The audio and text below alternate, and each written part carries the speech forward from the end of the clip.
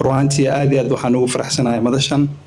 inaan idinkala soo qayb galo oo caawa halkan loogu madlan yahay iskaashiga iyo xiriirka ka dhaxeeya institutionada iyo sidee wada shaqeynayaan ruantii waa mowduuc aad muhiim ah markii loo fiiriyo dalkeena Soomaaliya maanta meeshuu maraya maadaama dalku hadda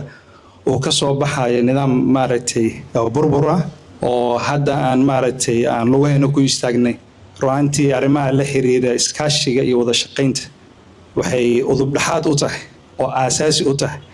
ruantii horumarka dalka iyo institutionada maaragtay inay guuleystaan annagu waxaan ka shaqeynaa corporate sector ayaan ka shaqeynaa corporate sector-kana sidiisu kaligiis ma taagnaan karo marna wuxuu u baahan yahay client u adeego oo sida hadda financial industry-ga oo annaga aan qaybta ka nahay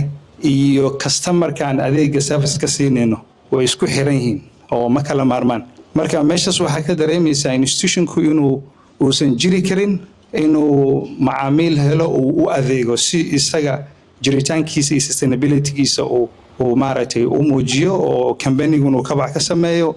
in terms of maaragtay customer-kan uu ballaarto market share-kiisana uu ballaarto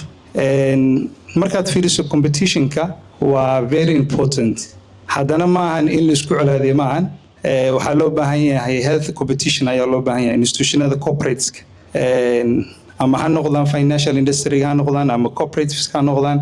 ama other industries kale ha noqdaan mar walbaba one the other way u baahan yihiin waxaa laga yaabaa tusaale ahaan one institution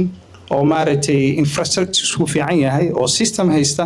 intaad adiga banaanka aadi lahayd ama hadda iyo koobsadaaba samayn lahayd inaad maaragtay existing infrastructure inaad ka faa'iidayso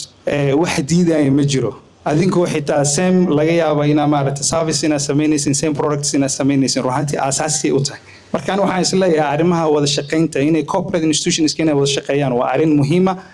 waa arrin strategic ah ma ahan arrin maaragtay optional ma